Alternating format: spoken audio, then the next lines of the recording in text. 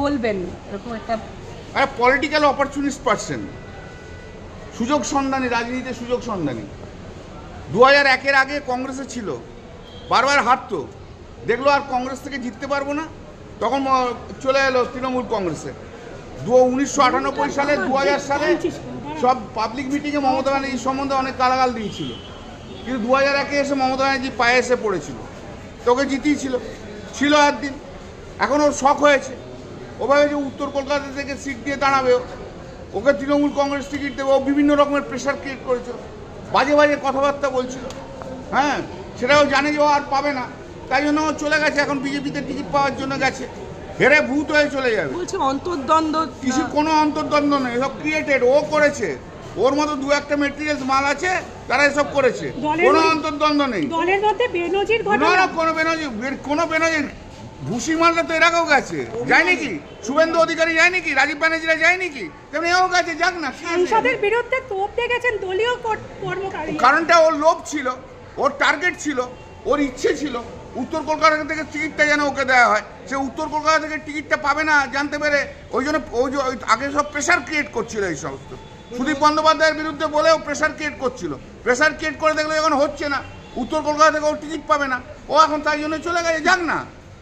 আমি শুধু দলকে রিকোয়েস্ট করব, আমি দিদির কাছে রিকোয়েস্ট করব, এই সব যারা যাচ্ছে তারা যখন হেরে যাবে দলে যেন আর তাদেরকে ফিরিয়ে নিয়ে আসে, এটাই আমার একটা বক্তব্য। তার পাশে দাঁড়ায়নি তিনি, কেন দাঁড়াবে না? একদিন তো ছিল, তো দলেই তো ছিল, কি করবে পাশে দাঁড়িয়ে? শেখ শাহজাহানের জন্য কেন তাহলে মুখ্যমন্ত্রী কেন ওর বাড়িতে ইডি, অনেকের বাড়িতে ইডি রেড করেছে, তাহলে সবাইকে বাইরে বলতে হবে নাকি? আচ্ছা, ওই ইডি থেকে বাঁচার জন্যই তো গেছে এখন বিজেপিতে, নিশ্চয়ই কিছু করেছে। শুভেন্দু অধিকারীর সঙ্গে যোগাযোগ ছিল, দলে দলে সমস্ত যোগাযোগ রয়েছে, কিন্তু আপনাদের তো অনেক নেতারা বিজেপির সাথে যোগাযোগ করছে শোনা যাচ্ছে। সে জায়গা আপনি বেশি খুব ভালো করে জানবেন, আমি তো অত জানি না। আপনি অনেক খবর রাখেন, আমি তো অত খবর রাখি না, তাহলে তো আমি সাংবাদিক হয়ে যেতাম, আপনি উকিল হয়ে যেতেন। সূত্রের খবর,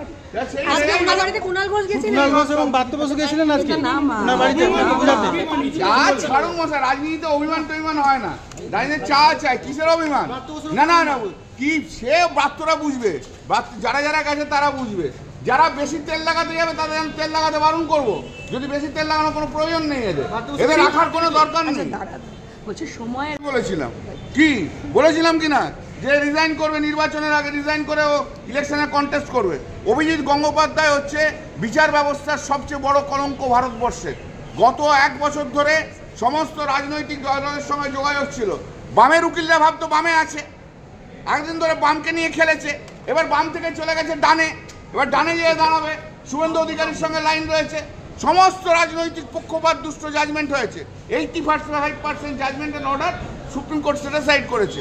একদম রাজনৈতিক দালাল একটা, একদম অভিজিৎ গঙ্গোপাধ্যায় হচ্ছে দালাল, একটা বিচার ব্যবস্থার কলঙ্ক একটা। মানুষকে যোগ্য উত্তর দিতে হবে কে, এই জন্যই তো প্রাইমারি টিচাররা তারা তো স্লোগান তুলেছিল, যখন 19 মে না 18 মে যখন জাজমেন্ট হয়েছিল, স্লোগান তো তুলেছিল, চেয়েছিলে ভগবান হয়ে গেছে শয়তান, দেখো শয়তানের রূপ দেখো। অভিজিৎ গঙ্গোপাধ্যায়ের মতো শয়তান, অভিজিৎ গঙ্গোপাধ্যায়ের মতো দালাল, অভিজিৎ গঙ্গোপাধ্যায় বিচার ব্যবস্থাকে নষ্ট করার মতো মানুষ আজ ভারতবর্ষে একটাও তৈরি হয়নি। কলঙ্ক কলঙ্ক কলঙ্ক। সাংসদ পদে লড়াই করবেন।